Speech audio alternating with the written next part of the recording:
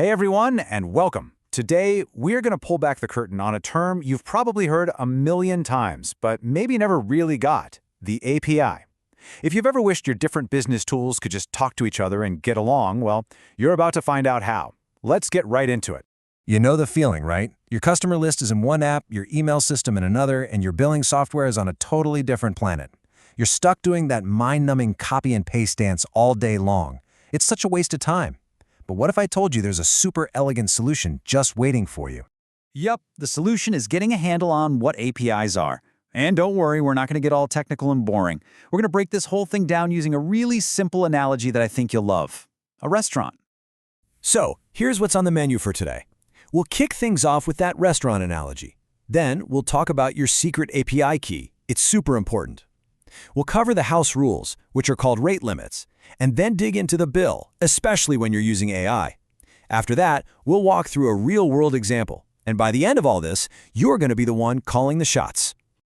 All right, let's jump into our first section: the restaurant analogy. This is all about how different pieces of software can actually have a conversation.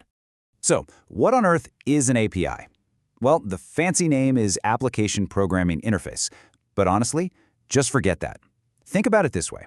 When you go to a restaurant, you don't just barge into the kitchen and tell the chef what you want, right? Of course not.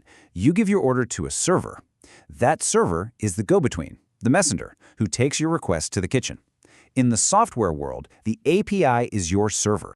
The whole process is really just these 4 simple steps. Step 1. Your software makes a request. That's you ordering your food. Step 2. The API acts as the server, carrying that order back to Step 3, the service, which is the kitchen, where your order gets made. And finally, Step 4, you get a response. Your delicious food arrives at your table. It's this beautiful, simple loop that just works. Okay, but for that server to take your order, they need to know you're a paying customer. And that brings us to the next piece of the puzzle: your secret API key. You can think of this as your exclusive VIP pass to get service. And I really want this to sink in. Your API key is not just some random string of characters. You have to treat it with extreme care. As our source material puts it, and I couldn't say it better myself, treat it like a password to your bank account.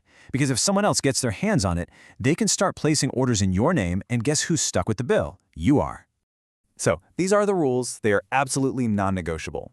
Never ever share your keys in an email or a Slack message. Don't even think about putting them in code that's public on a site like GitHub. Always store them in a secure place called a secret manager. And if you even suspect a key has been exposed, you revoke it immediately. No hesitation. Oh, and set up usage alerts to catch anything weird.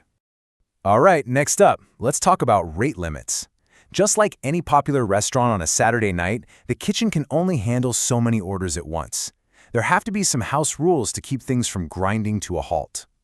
Now, these rules usually come in 2 main flavors. The first one is simple: requests per minute, or RPM. It's exactly what it sounds like. It limits how many separate orders you can send in 60 seconds. But with AI, you'll more often see tokens per minute, or TPM. A token is just a tiny piece of a word. So TPM isn't just about how many orders you send, it's about the total size of those orders. A quick question is like ordering a coffee, but asking an AI to write a whole report is like ordering a 5-course meal for 10 people. It uses up way more of your limit. And here is why this is so critical for your business.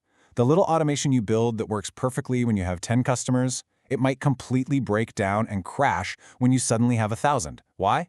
Because you're hitting those rate limits. You absolutely have to plan for success and scale from day one. This leads us right into probably the most important part of this whole explainer: understanding the final check. When you use AI services, you're not usually paying a flat fee. It's pay as you go. You're paying for every single item you order off that digital menu. So, let's say you've got a cool AI task running for about 100 customers a day. You check the cost, and it's just 75 cents. That's nothing, right? It's less than a cup of coffee, no big deal. But of course, that 75 cents a day starts to add up. At the end of the month, your bill is $22.50. Okay, still pretty reasonable. That's a great price for automating a chunk of your business. But this is where things can get dangerous if you're not careful. Because look what happens when your business takes off and you're serving 10,000 customers. That tiny little cost suddenly explodes into over $2,000 a month. This is the kind of surprise bill that can absolutely crush a growing business. And the biggest factor in that cost It's which restaurant you choose to order from, meaning which AI model you use. It's critical you understand this. Look here. For the same 10,000 requests, a super efficient model like Claude 3 Haiku might only cost you a couple of bucks, but using a powerhouse model like GPT-4o for that same simple task could cost you hundreds. I mean, this chart says it all. Look at that tiny little bar on the left for Haiku. It's cheap, it's fast, and it's perfect for simple repetitive jobs. Now look at the giants on the right. They're amazing, powerful models. But using them when you don't need to is like hiring a world-class chef to make you a peanut butter sandwich. It's complete overkill. So you have to have a strategy to control these costs. It's pretty simple, really. Rule number 1, always use the cheapest, fastest model that can actually do the job. Keep your instructions, your prompts, as short and clear as possible. And for heaven's sake, monitor your usage every single day and set up spending alerts so that you never get that heart-stopping surprise bill. Okay, theory is great, but let's make this really concrete. We're going to walk through a real-world automation workflows so you can see exactly how these APIs work together from start to finish.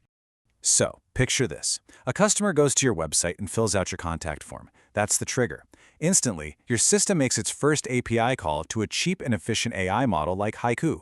Its only job is to read the question and classify it. Is this about billing, or is it product support? Based on that answer, your workflow's logic routes it to the right person on your team. And then, a second API call is made, this time to your email service, to send the customer an instant "we got your message" confirmation. 2 different APIs, 1 seamless process. Beautiful. And all of this brings us to the final, most empowering point. You are now in control. You've gone from being just a customer who orders off a menu to being the head chef who designs the entire kitchen and decides what gets served. Because at the end of the day, that's really what APIs are. They're like the invisible plumbing that connects everything in the world of modern automation. And once you understand the basic principles, the keys, the rules, and the costs, you have the power to build systems that are not just clever, but are efficient, scalable, and smart with your money. So I'll leave you with this question. Now that you have the keys to the kitchen and you understand how everything works, what amazing thing are you going to build first?